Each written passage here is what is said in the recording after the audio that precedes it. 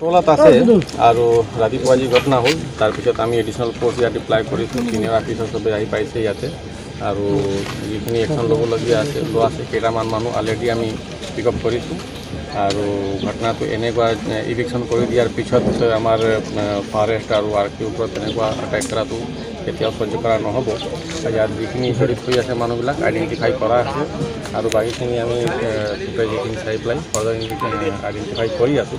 যিমান মানুহ ইয়াত জড়িত হৈ আছে তেওঁলোকৰ ওপৰত বিধি সম্মত কাৰ্যবাহী কৰা হ'ব। লাঠি আৰু শিলেৰে আক্ৰমণ কৰিছে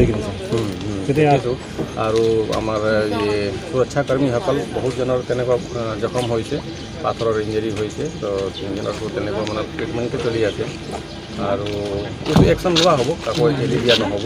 আৰু এতিয়া মই আকৌ ইয়াত যিখিনি মানুহ বাকীখিনি ইয়াত আছে কেইটামান যি আছে ফেঞ্চিটাৰ টাইপ যি এনে আহি যায় তেওঁলোকক আকৌ অনুৰোধ জনাম যে তেওঁলোকে এনেকুৱা কাৰ্যত জড়িত নহয়। এতিয়া যিহেতু ইয়াত আজি ঘটনাটো যি হৈ গ'ল ভৱিষ্যত আকৌ ইয়াৰ পুনৰাবৃত্তি নহয়। তো এইখিনি জেগা যি আমি ইভিকশ্যন অলৰেডি কৰিলোঁ ইয়াৰ পৰা চবে গুচি যাওক আৰু শান্তিৰে চবে থাকক আৰু এই ঘটনা যি হৈ গ'ল তাতো আমি আইডেণ্টিফাই কৰি একশ্যন কিমান মানুহ ইনজৰ্ড হৈছে ফৰেষ্টৰ প্ৰায় 10জন মানুহ সৰু বেছিকৈ জখম পাইছে, 3জনক অলপ বেছি জখম হৈছে। মিলাই পেলাই জইণ্ট পাৰ্টি আছিলোঁ, পুলিচ আৰু ফৰেষ্ট একেলগে আছিল। এজন ডেথ হৈছে, এজন তেনেকুৱা আটাইকৈ এজনৰ ডেথ হৈছে। এজনক আৰু গুলি লাগিছে। স্কুলখন জ্বলাই দিছে। তেনেকুৱা এটেম্প্ট লৈছে আৰু এইটো চিকিউৰিটি পাৰ্টিয়ে মানে কণ্ট্ৰল কৰিব পাৰিলে। তো মানে বহুত দেৰিলৈকে চলিছে ৰাতিপুৱাৰ পৰা আৰম্ভ কৰি। যিহেতু আমাৰ ইয়াত চিকিউৰিটি যিমান আছিলে তেওঁলোকে প্ৰিভেণ্ট কৰিছে, কিন্তু প্ৰথমে তেনেকুৱা পুলিচৰ ওপৰত ফৰেষ্টৰ ওপৰত আক্ৰমণ কৰা, তাৰপিছত স্কুলত জুই লগোৱাৰ চেষ্টা কৰা, সেইখিনিতো ঘটনা একেবাৰে মানে ভাল নহয় আৰু আমি একশ্যন ল'ম ইয়াৰ ওপৰত।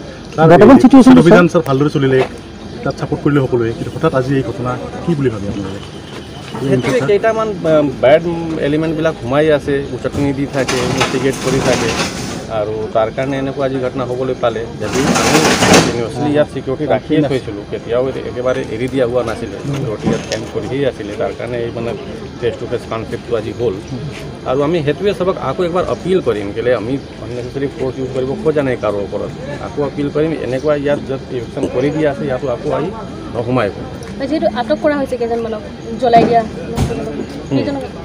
এতিয়ালৈকে আমি 4জনক আটক কৰিছোঁ আৰু আমি এভিডেন্সটো কালেক্ট কৰি আছোঁ, ভিডিঅ' ফুটেজ চাই আছোঁ। যাৰ যাৰ বিৰুদ্ধে প্ৰমাণ পোৱা যাব তেওঁলোকৰ ওপৰত একশ্যন ল'ব। গোৱালপাৰা ডিষ্ট্ৰিক্ট যিটো চেঞ্চিটিভ এখন ডিষ্ট্ৰিক্ট, ৰাইজক কি আহ্বান জনাব? ৰাইজক সেইটোৱে আহ্বান জনাম, ইয়াৰ ঘটনা যি আছে এইটো লোকেলাইড হিচাপে ইয়াতে থাকিব লাগে। ইয়াৰ মানে বাকী গোটেই জিলাখনত ইয়াত ইমান চৰ্চা চিন্তা কৰিব নালাগে কি ইয়াত পাইখানাত কি হৈ আছে। ইয়াত যিখিনি বেদখলকাৰী আছিলে তেওঁলোকক ইয়াৰ পৰা গুচাই দিয়া হ'ল।